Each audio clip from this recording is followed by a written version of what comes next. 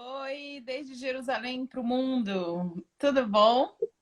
Tudo bem, uma alegria muito grande. Eu estava contando para eles que você foi a primeira pessoa a me apresentar Israel. A primeira vez que eu conversei com alguém que para Sacratur, né, para levar a Sacratur para Israel, foi você que me apresentou e a partir daí que começa a nossa história Sacratur estando na Terra Santa. Gente, é Então, verdade. Eu lembro ainda, foi em São Paulo que a gente se encontrou numa feira.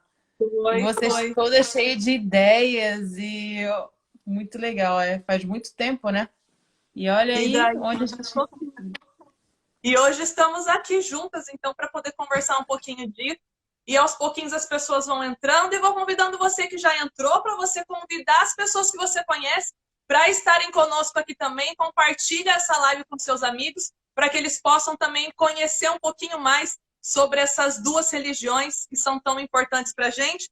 Eu vou começar então, Ruth, lendo o Salmo, já que a gente sempre inicia com uma oração, eu vou iniciar também com uma oração e dessa vez eu vou iniciar com a leitura de um salmo, que eu acho que é bem significativo até para a relação que nós temos, que é o Salmo do Peregrino. Afinal, foi pela peregrinação que nós nos unimos, né? Tá Levanto, ótimo. levanto os meus olhos para os montes. De onde virá o meu socorro? Meu socorro vem do Senhor, que fez o céu e a terra. Não permitirá que teu pé vacile. Não cochilará aquele que te guarda. Sim, não cochilará, nem dormirá aquele que guarda Israel. É o Senhor que te guarda. O Senhor é tua sombra. Ele está à sua direita. Durante o dia não te ferirá, nem a lua durante a noite. O Senhor te guardará de todo mal. O Senhor guardará a tua alma. O Senhor guardará a tua saída e tua chegada, desde agora e para sempre. Amém. Então, muito bem. Amém. Iniciamos E, então e a le- nossa live. Ruth, vamos então, primeiro então, antes de tudo, eu quero que você se apresente.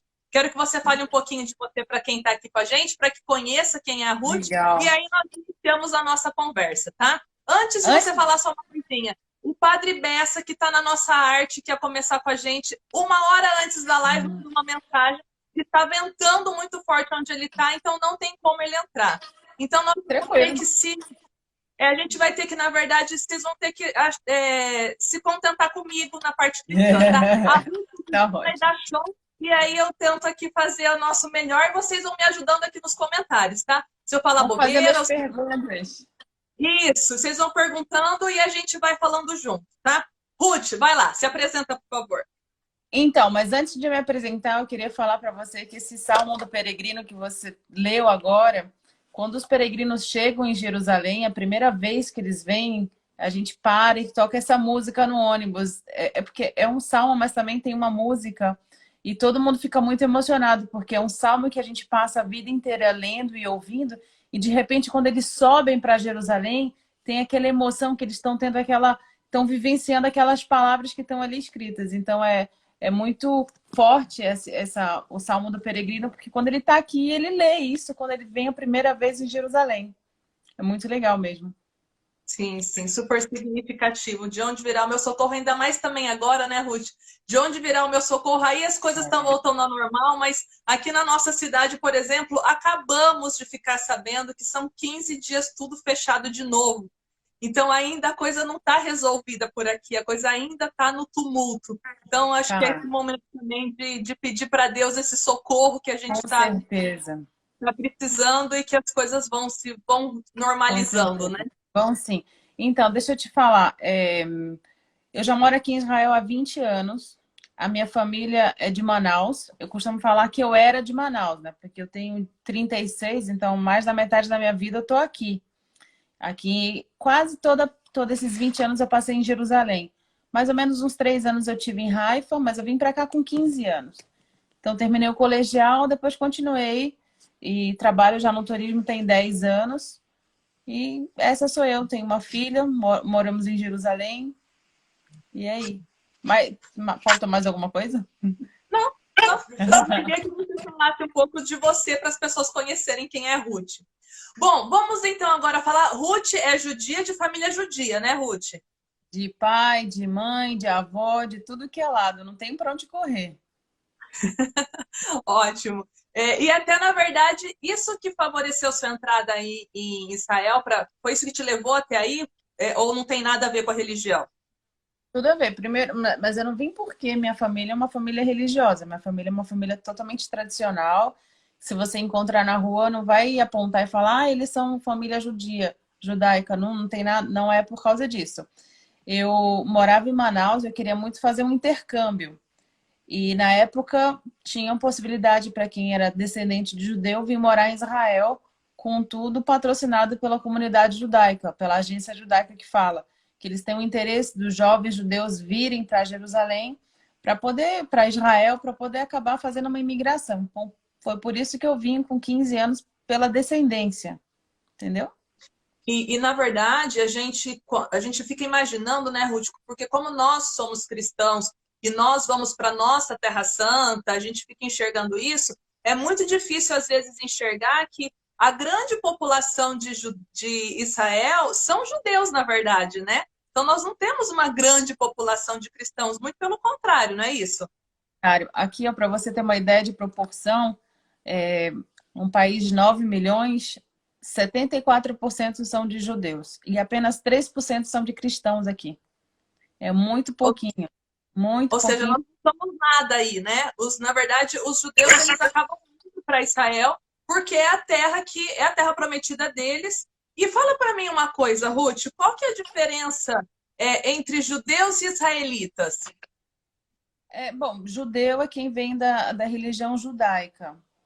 A gente vem, vamos parar para pensar então da destruição do segundo templo, do primeiro templo ainda, quando os judeus foram expulsos para a Babilônia e acabaram, não tinha mais as outras 12 tribos, não tinha mais, só sobrou a tribo de Judá. Então por isso vem judeus que são descendentes da tribo de Judá, judeus e Judá, Judeia, do tribo de Judá. Então, judeu é quem é da religião. E israelita, que você me perguntou, né? Isso. Isso. Israelita é quem vem da tribo de Israel. São os filhos de Israel, são os filhos da tribo de Israel, que não é mais usado esse termo, porque não tem mais. A tribo dizimou, foi dizimada. Então a gente não usa mais esse termo israelita. Às vezes o português de Portugal acaba usando a comunidade israelita, mas é coisa de mesmo português de Portugal. O português do Brasil não usa isso. Aí, só entrando na tua pergunta, aí você pode falar hebreu, pode falar quem é israelense, quem nasceu em Israel, hebreu, que são os hebreus bíblicos, né? Tá na Bíblia lá, são os povos semitas. Os hebreus são os povos semitas. Israelense é quem já nasceu em Israel, depois da criação do Estado de Israel em 48. Então, eu sou uma brasileira, judia, israelense. Entendeu? Sim.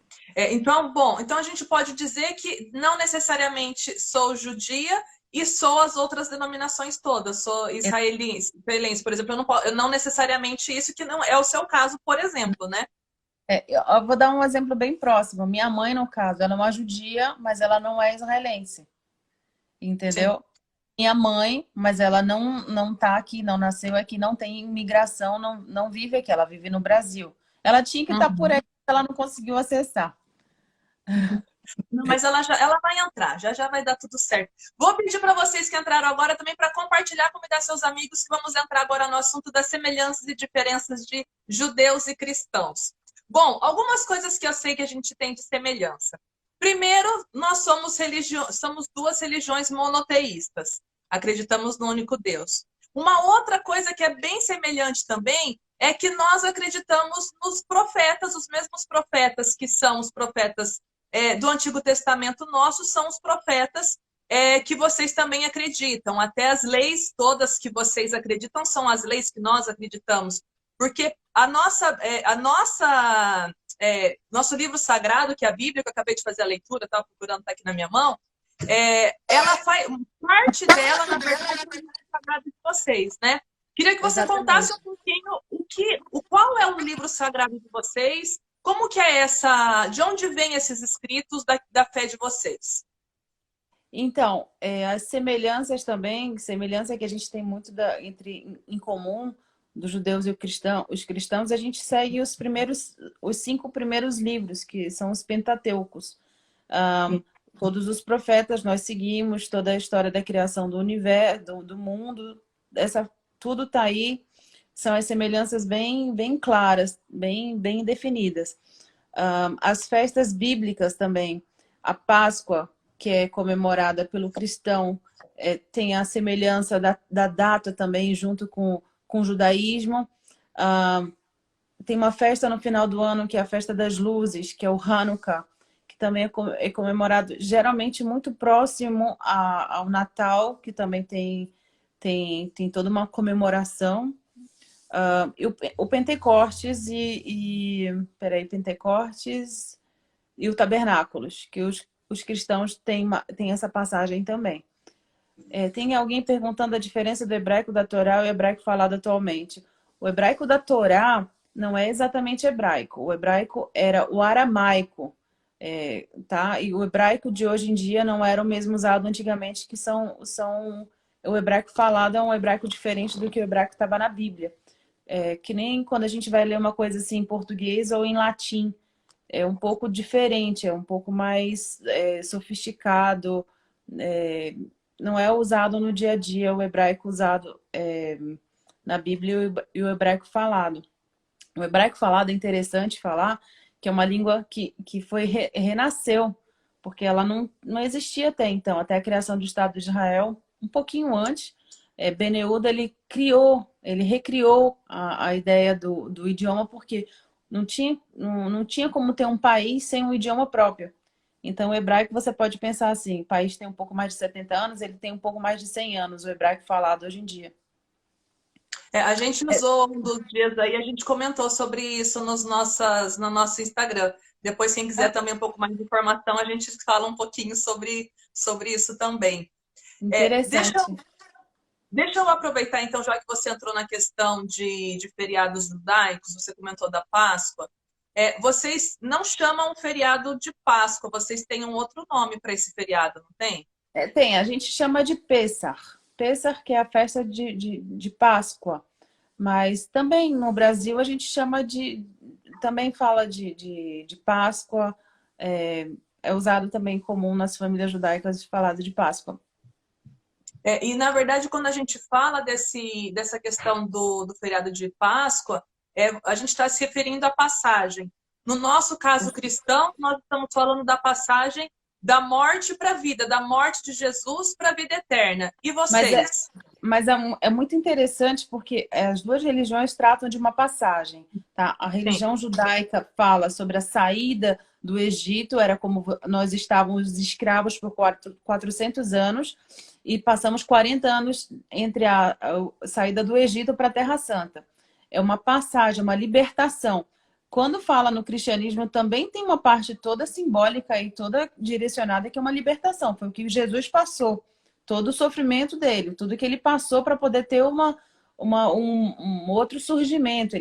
Ele morreu para ressuscitar. Então, tem toda uma semelhança teológica dentro disso. E quando a gente vive aqui, por exemplo, a Páscoa, algumas coisas a gente... Por exemplo, na Sexta-feira Santa não pode comer carne. Então, tem algumas restrições que são feitas. E na religião judaica, como que isso funciona? Qual que é a alimentação que se serve? Porque eu sei que tem toda uma preparação completamente diferente do que a gente vive aqui. Queria que você falasse um pouquinho disso. Não tem a parte de não comer peixe, não comer peixe ou comer carne, não tem essa parte, mas tem toda uma ideia do pão ázimo. Ázimo que fala, que eu acho que eu já nem sei português direito.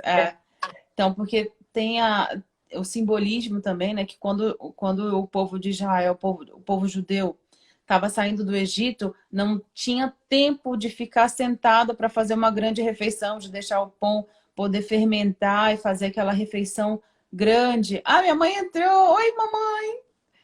Aí, então, tem essa de você...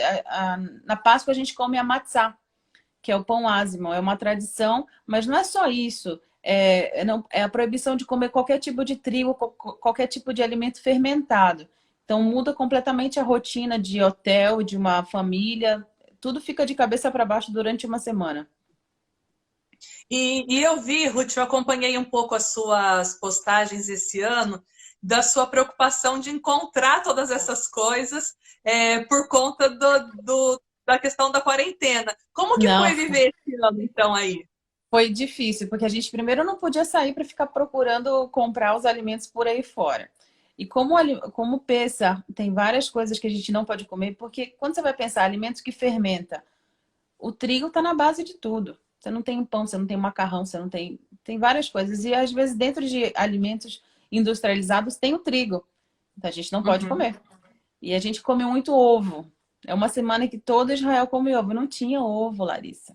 Não tinha ovo, não tinha ovo. E você também não podia sair para procurar ovo em outra cidade. Você só podia sair 100 metros da tua casa para procurar comprar alguma coisa para comer. Então, ovo valia ouro. Foi muito engraçado esse ano. Eu vi algumas coisas das suas postagens, e na verdade eu lembrei muito também, porque o ano passado, que eu comentei com vocês já algumas vezes que nós passamos a Semana Santa lá em Israel, uma semana antes, quem esteve comigo foi a Ruth e a Érica, que também já entrou aqui, que está aqui com a É, gente. Elas ficaram comigo o tempo inteirinho, essa uma semana antes, inclusive elas me levaram num mercado para me mostrar um pouco das comidas que eles comem, né? A Érica mora aqui no Brasil, a Érica também é cristã, mas ficou esses dias todos na casa da Ruth, estava comemorando toda a celebração judaica ali junto com ela. E eu, assim, eu lembrava de algumas coisas que a gente tinha conhecido e sabendo que nada disso seria possível, tá conseguindo comprar pronto também para tá comendo em casa. Então, sem dúvida, muda bastante a rotina, né? Dessa situação toda, que é da forma como a gente também viveu aqui. Mudou nossa rotina, nossa Páscoa foi completamente diferente. E as datas, elas às vezes coincidem da Páscoa e às vezes elas não coincidem, às vezes elas são diferentes, né? Eu não sei se as pessoas que estão aqui sabem que até o século IV a Páscoa ela era comemorada sempre junto. E depois, quando teve o Concílio de Nicéia, que acabou se separando os gentios cristãos que resolveram que não precisava comemorar junto, já que a razão era diferente, como Ruth já disse, que a razão da passagem que eles comemoram é diferente da nossa passagem. Então, por conta disso, eles entenderam que tinha que ser em outras datas. Então, quando a gente esteve aí, as datas foram diferentes, né? Foi uma semana depois, não coincidiu, mas eu acho que esse ano coincidiu, não foi? A data da Páscoa? coincidiu, foi interessante esse ano porque coincidiu já as três, tanto dos católicos latinos, como os cristãos latinos, como os cristãos, os gregos ortodoxos. Foi uma mistura que todo mundo foi junto. Então, esse ano foi todo mundo junto, assim. Nós comemoramos uma semana. Então, aí pegou o começo da semana foi, acho que os católicos, e o final da semana foi os gregos ortodoxos que comemoraram. Então, A gente também fala da nossa oitava de Páscoa, que seria uma semana, mas nós não temos as celebrações como vocês. A gente vive realmente 4 dias de Semana Santa e depois a gente praticamente encerra. Continua se desejando Feliz Páscoa. Nas celebrações, os padres falam da oitava de Páscoa, ainda estamos na oitava de Páscoa, então ainda posso desejar Feliz Páscoa. Tudo isso acontece, mas diferente de vocês, que a gente não tem celebração. A gente fica só com a comemoração dita.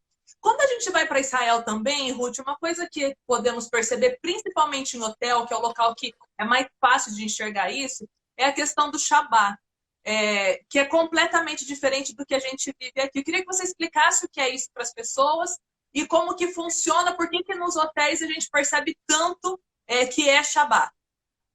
então, Shabbat primeiro é uma coisa especial, diferente de qualquer coisa que tem em qualquer outro lugar do mundo, porque é um dia que tudo para. Tudo para. Mas para no sentido bom, não é para na, ai, que chato, não posso fazer isso. Não. Você para e começa a fazer uma reflexão do que passou na sua semana. Quando você está em casa com a família, é um momento que você senta e conversa com os filhos, e conversa com o marido. Como foi sua semana, querido? Como que foi sua semana, meus filhos? Então é um momento que a família se une, se junta. Só que existem várias regras. No mundo judaico também tem a parte ortodoxa, que são os exagerados, os extremos, que dentro deles tem várias e várias regras. Dentro do Shabat tem coisa de 39 regras e proibições do que você pode e que você não pode fazer. Uma delas é não utilizar da eletricidade no Shabat. Então muda completamente uma rotina. E o peregrino, quando está aqui, ele vê essa mudança quando ele está no hotel. Porque os hotéis aqui, eles estão preparados também para receber o público que vem de fora, os não-judeus, mas também para receber o público interno, o turismo interno, que também movimenta um grande número de capital aqui dentro. Então, os hotéis estão preparados para os dois lados, tá? Então, quando o peregrino chega lá, ele vai ver que o elevador não para, ele vai querer colocar os números no acessor do elevador e não funciona. Não é que não funciona, é que ele está já programado num timer para aquilo funcionar automaticamente para um judeu religioso não ter que acionar a eletricidade e ter que fazer isso. Aí você vai me perguntar, mas da onde veio esses 39 proibições? Da onde que é essa ideia tal? Quando o povo hebreu estava saindo do Egito, eles estavam com tabernáculos, com tabernáculo. Era uma tenda que era montada. E essa tenda lá eles iam caminhando nesses 40 anos no deserto. Toda vez que era no sábado, eles não podiam caminhar com a tenda tinha que ficar parada no local que ela estava. Eles recebiam maná do céu e nesse dia eles recebiam 2 vezes, para não ter problema de como é que vai guardar alguma coisa assim. Então são 39 proibições que vêm da ideia de quando estava no tabernáculo. Então aí os judeus um pouco mais modernos, eles se adaptam. Outros mais religiosos já seguem a risca. Não pode costurar, não pode negociar, não pode usar dinheiro. Você não pode andar grandes distâncias, tem que andar pequenas distâncias. Não pode esquentar comida, porque você está utilizando eletricidade ou manipulação do fogo. Então, tem uma experiência diferente. E é interessante quando o peregrino está aqui, porque ele consegue ver uma forma diferente da gente, sabe? Dos judeus, como é que é. Não falta nada, tem tudo num conforto, não falta nada para ninguém, comida em fartura, conforto super, só que é diferente. Vale a pena ver. Esse dia é um dia que, por exemplo, a gente precisa ir também fazer precisa ir fazer uma oração, não necessariamente ir até o templo, eu posso fazer na minha casa. Como que funciona isso? Sim, primeiro porque o dia ele funciona no judaísmo no calendário lunar e o calendário solar. Então, um dia, na verdade, ele começa no pôr do sol. O sábado que a gente comemora, ele começa, na verdade, no pôr do sol da sexta-feira. Quando começa a sexta-feira, o sol se pôr, está começando o sábado judaico. E nesse sábado vai fazer uma oração, as famílias podem ir para uma sinagoga ou não, e voltam para casa para fazer um jantar, que é um jantar de Kiddush. O Kiddush que sempre vai ser lembrado a saída do povo de Israel do Egito. Vai lembrar que um dia nós fomos escravos, hoje somos um povo livre e estamos abençoando essa comida, pedindo permissão a Deus e agradecendo a Deus pelo alimento que Ele está nos provendo. E senta, faz a refeição.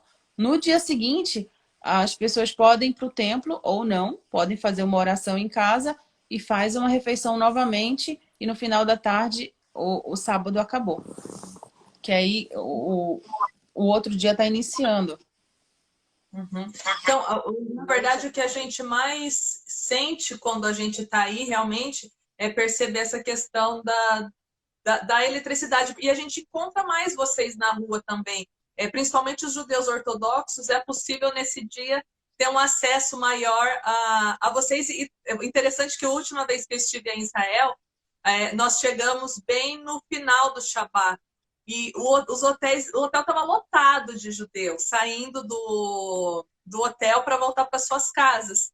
E realmente, assim, foi claro, uma bagunça, né? Porque estava todo mundo saindo, a gente querendo entrar, enfim, mas é muito interessante verificar realmente que há um cumprimento, uma preocupação em cumprir todas essas coisas que são colocadas pela importância que se enxerga disso. Da mesma forma que a gente vive as nossas regras e os nossos preceitos e entendemos que isso é importante, é bonito ver também que existe essa valorização também de todas essas regras, esses preceitos. E até o Jefferson acabou de escrever aqui para a gente, quando ele esteve em Israel, ele esteve no período da época da festa dos tabernáculos, e que ele viu as tendas ao lado da casa perto das casas das famílias. Você quer contar um pouquinho sobre isso, Ruth? Porque eu nunca vi, tá? Eu não sei Não, dizer como isso funciona. Não, nunca vi. primeiro eu vou te falar, evita essa data porque o país está lotado, tá? Por favor, Tá. todo mundo ir, mas tudo bem. Isso é conversa à parte. Tabernáculos é uma festa linda também. É uma das 3 festas bíblicas também. E eram as festas que os judeus subiam para Jerusalém, qualquer lugar do mundo. Então, é uma das festas que a gente também sabe que Jesus subiu para vir num templo. Que eles tinham a obrigação de vir aqui levar as primícias das frutas para o templo. E tabernáculos tem isso. Tem a regra de fazer uma cabaninha para você sair do seu conforto, do seu lar, que você já está acostumado com tudo, e lembrar que um dia você teve que dormir naquela cabaninha quando você estava saindo fugindo como escravo do deserto, né, no deserto, e estava lá no relento, e o telhado é de palha, que você pode ver as estrelas, você tem um banho de humildade. Então, aí as varandas, principalmente de Jerusalém, eles estão sempre com as cabaninhas essa semana inteira. Que as famílias elas fazem as refeições dentro da cabaninha geralmente os homens acabam dormindo lá dentro. E que período que é essa festa, Ruth? Então, como o calendário judaico ele é a base do Sol e da Lua, ele sempre tem uma diferença com o calendário gregoriano, que o gregoriano é a base do Sol. Então, um movimentozinho, mas entre setembro e outubro, mais ou menos isso. Cada ano tem uma diferença. Não vem. Por que eu falo isso? Porque é a única festa realmente que está chamando todos os gentios para subirem para Jerusalém. Outras denominações do cristianismo veem isso como um chamado. Então há um grande movimento, vou falar, dos evangelhos que vêm para Jerusalém e acaba lotando. Então, se você pode passar uma semana depois, você vai continuar vendo a cabaninha, porque ninguém tem pressa de desfazer, você não vai pegar aquela muvuca, tanta gente no hotel e nem nos lugares. Mas você vai continuar tendo a experiência de ver a cabaninha e tudo tal. E sempre falo que essas festas judaicas a gente também tem que evitar por também questão de custo, né? Acaba saindo um custo sempre mais elevado por estar nesses períodos também, né? Então, o custo é elevado é porque é uma festa bíblica e os judeus, tanto os cristãos, vêm para essas festas bíblicas comemorar. Então, os judeus do mundo inteiro vêm para cá. E aí fica aquela ideia de vamos aumentar o preço ou vamos tomar proveito, porque tem procura e vai ter. Claro, a procura tá grande. Eu queria falar também um pouquinho com você comentou dos judeus ortodoxos. Às vezes na rua nós encontramos com eles. Como que eu consigo, olhando uma pessoa e falar para ela, esse aqui é um judeu ortodoxo? Quais são as características que tem físicas dessa pessoa para fazer Primeiro, essa denominação, vamos chamar assim? quando você vê alguma pessoa muito estranha na rua, você vai, só pode ser um judeu ortodoxo. O que é isso? Ele vai estar no verão com uma roupa preta, com uma jaqueta, não acho que um paletó preto, vai estar um calor de 40 graus, vai estar com um paletó preto e vai estar com um chapéu ou um chapéu de pelo de um animal. Que é essa vestimenta totalmente diferente? Eles são ortodoxos, eles não querem fazer parte da globalização, dessa ideia de que você compra roupa colorida, ou você está ligado na moda, ou você participa você recebe influências de mídia para de que forma você vai se vestir. Eles não assistem rádio nem televisão. Então tem uma ideia de se vestir no preto e no branco para passar aquela ideia de simplicidade. Eu estou desligado desse mundo mundano aqui, eu estou ligada mais no mundo religioso, mais no mundo espiritual. Então ele vai usar o preto e o branco e é como um uniforme, aquela coisa bem. O guarda-roupa dele deve ser aquela coisa, não tem muito perder tempo ali escolher. Pegar, vestir e sair fora. Tem algumas séries no Netflix que conta bastante sobre a ideia de judeus ortodoxos aqui também. Algumas que eu não sei até que ponto justifica, mas tem uma que eu gostei bastante. Posso depois deixar um nome aqui de uma série que eu assisti que eu gostei muito, contando bem agora eu não lembro o nome, mas depois eu posso pôr aqui depois nos comentários. que eu achei super interessante. Não Oi? é uma que é nem um pouco ortodoxa, que é uma moça no Brooklyn que foi casada e se Não, separa não, e não, não, não, não, não, é uma outra. É um outro que é bem legal, é muito bom mesmo, porque ele conta, eu acho que me parece bem realista da história, sabe? Mostrando com carinho a cultura do judaísmo, a cultura porque os ortodoxos vivem assim. Eu gostei muito, eu achei bem, bem bonita a forma de expressar essa cultura deles. Oi? é, é, Não é nome ortodoxa, não. É um rapaz que tá lá na série. Depois eu mando o nome para vocês, tá? algumas, Eu não lembro. tem algumas, porque está fazendo um sucesso mundial, porque é uma curiosidade, tanto para a gente que mora aqui, que convive com eles, a gente não sabe exatamente como é que é. Então, quando vem e fazem uma série sobre esse assunto, é interessante para todo mundo, porque a gente não tem muito acesso. Eu adorei todas as séries israelenses que passaram aqui, eu recomendo todas. Não teve nenhum que eu falo, muita perda de tempo, nenhuma. Todas. Todas são muito boas. A Melissa está tentando achar aqui. Vamos ver se ela encontra. Entra no meu perfil, Melissa. Eu entrei, mas eu não sou uma pessoa melissante. Eu queria que você falasse um pouquinho para a gente sobre os judeus convertidos que estão morando aí em Israel. Eu peguei uma vez um guia, estou tentando lembrar o nome dele, também não estou lembrando. E é um judeu convertido e é muito interessante, ele tem uma comunidade. Até a gente foi visitar essa comunidade deles juntas, é, o lugar onde eles moram, enfim. Como é que tem isso? É muito judeu convertido que tem aí? Não é tanto, é uma coisa que quase não se percebe em Israel. Como que se vive com essa questão? Primeiro, assim, que o judaísmo, ele não é uma religião que incentiva a pessoa a se converter. Não é assim, você vai poder, vou chegar, eu quero me converter, quero virar judeu. Eles vão te complicar a vida. Ao contrário que a gente pode falar da religião islâmica, que eles acham que quem não é muçulmano não tá bom. Então, eles sempre pregam para a pessoa ser muçulmana. O judaísmo não fala isso. Fala, cada pessoa tem sua própria religião. Cristão é cristão, judeu é judeu, quem quer ser outra coisa, seja outra coisa. Quem, de qualquer forma, fala, não, eu me identifiquei com a religião, eu quero fazer a conversão, ele passa por uma série de provas, perguntas, tem que estudar bastante. Aí ele vira judeu, assim, né? E tem o direito de vir morar em Israel. Aqui a gente nem sente, não tem um rótulo, as pessoas, você não sabe quem que é, só se a pessoa comenta com você, se ele é ou se ele não é, se ele se converteu. Não é uma situação muito que a gente fala. Alguém escreveu aí, é, Shitzel, acho que é Shitzel, isso. é o nome dele, se achou. Shitzel, é É, esse daí. Esse é o vai, nome. vai ter A a Luísa terceira também que temporada. trabalha em São Paulo e tem bastante judeu ali na região onde ela mora, eu acho muito tranquilo, sabe? Apesar de toda essa preocupação que às vezes a gente percebe, claro que a gente não vai criar caso com nenhum deles, não vai se meter a besta com nenhum deles, até porque a língua é totalmente diferente, pode ser que eles não entendam a gente, mas eu acho que realmente que a Lu escreveu aí, que convive com eles bem, eu acho também que a convivência é tranquila. E a convivência com os judeus ortodoxos aí também é tranquilo, né, Ruth? Isso daí não é problema para vocês, né? Não, não é problema. Não é problema de forma alguma. A gente já, cada um fica na sua, você não vai também. A gente consegue enxergar eles como diferentes. Eles enxergam a gente como diferentes também. Uhum. Então, cada um se respeita e vamos vivendo assim. É a melhor forma, né?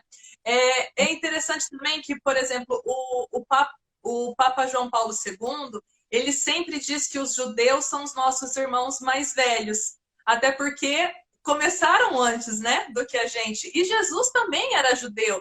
Eu estava Sim, ouvindo uma reportagem perguntando por que Jesus pregava para os judeus. Jesus pregava para os judeus porque porque na época de Jesus só tinha judeu. Quem não era judeu era pagão. Era pagão, eram os bárbaros, era o pessoal que vivia do outro lado do Mar da Galileia, naquela área até que quando você vê a Bíblia, onde Jesus foi lá tirar os demônios dos porcos. Lá só tinha não judeus que moravam, que eram pessoas idólatras. Então, ou era judeu ou era idólatra. então, principalmente por conta disso, a nossa fé, na verdade, é uma fé que está embasada na fé judaica. Então, nós podemos dizer que na nossa fé cristã, nada do que acontece no judaísmo é perdido, justamente porque a nossa raiz vem da raiz do judaísmo, por isso que a gente fez questão de pedir para a Ruth estar aqui hoje, contando um pouquinho, dividindo um pouquinho isso com a gente. O Papa Bento sempre diz que vocês são nossos irmãos da fé, afinal, o nosso pai Abraão é o mesmo, tanto de vocês quanto nós. E quero dizer que deu o nosso tempo, que já passou a nossa meia hora de conversa aqui, foi super rápido. Quero te agradecer muito por essa conversa, por esse bate-papo, e quero que você dê uma mensagem final para as pessoas sobre Israel, sobre a sua cultura, sobre a fé que você vive. Queria que você deixasse uma mensagem final para a gente. Eu vou deixar também falando para vocês sobre a oração do Pai Nosso. Quando a gente estava falando da oração do Pai Nosso, é uma oração totalmente judaica, que a gente viu que Jesus ensinou essa oração, né? A oração foi ensinada na Galileia, mas tem um local que a gente comemora aqui em Jerusalém, que foi feita a oração, mas é uma oração completamente judaica. Então, isso eu também vejo uma ligação muito forte entre o judaísmo e o cristianismo, que o Pai Nosso é totalmente uma oração judaica, ele louva muito a Deus. Eu queria terminar isso, o bate-papo, primeiro te convidando, fica à vontade, sempre que você quiser, estou aqui. É um prazer enorme falar com você sempre. E venham para Jerusalém assim que os céus abrirem, né? Venham para cá, venham conhecer, andar nos passos de Jesus, andar nos passos da Bíblia, ver o que é a Terra Santa, que é realmente muito bonito, encantador e super seguro. E tamo aí, gente. Na verdade, eu sou super suspeita, porque eu realmente sou super apaixonada por esse cantinho do mundo. Estar aí com você aquela semana antes da Semana Santa foi super especial. Conheci vários lugares muito interessantes, que eu quero na próxima semana estar trazendo para vocês alguns desses lugares. A Érica, que está entrando aí, já nós vamos pegar ela de laço para falar com a gente aqui também na próxima semana, um pouquinho mais sobre esses locais diferentes que a gente esteve. E a Melissa está perguntando se a gente não vai falar nada do Muro das Lamentações. Ruth, então fala um pouquinho antes de terminar do Muro das Lamentações. O que vocês fazem ali no Muro das Lamentações? Qual é a oração que vocês fazem? E as celebrações também dos meninos que acontece ali, que de vez em quando nós, mulheres, podemos subir na cadeira e dar uma olhadinha por cima para ver a celebração que está acontecendo. Então, o Muro das Lamentações é o local mais próximo que a gente tem acesso ao Santo dos Santos, que era o local onde o sumo sacerdote ia uma vez ao ano, que era no Yom Kippur, para poder pedir a bênção e a prosperidade para o povo judeu. Se o sacerdote voltava, é porque o povo foi abençoado. Se o sacerdote não voltasse, que o povo não tinha sido perdoado e tinha que fazer jejum e pedir o perdão, trabalhar para poder receber o perdão. Então, esse local se chama Santo dos Santos. Em hebraico se fala Kodesh HaKodashim. No primeiro templo, no primeiro e no segundo templo, era um local bem no centro. Com a destruição do templo, no ano de 70, pelos romanos, a gente não sabe exatamente onde que ficou, onde que é esse local mais sagrado para os judeus, a gente não sabe. A gente sabe que é algum lugar mais ou menos ali embaixo da cúpula dourada, só que a gente não tem acesso. O local mais próximo que a gente tem desse Santo dos Santos é o Muro das Lamentações, que vem desse nome lamentação, porque estamos lamentando que não há mais o templo, o segundo templo. É uma tristeza profunda. Então, tem uma passagem na Bíblia, na Torá, que fala que a santidade nunca saiu desse local. Então, é como se a gente tivesse uma linha direta com Deus, um papo reto ali. Então, as pessoas vão para lá e fazem orações, muito geralmente, o livro dos Salmos. Não tem um salmo específico. As pessoas, às vezes, só abrem o salmo e lê qualquer parte do salmo, ou às vezes elas sentam ali e lê o salmo inteiro algumas vezes.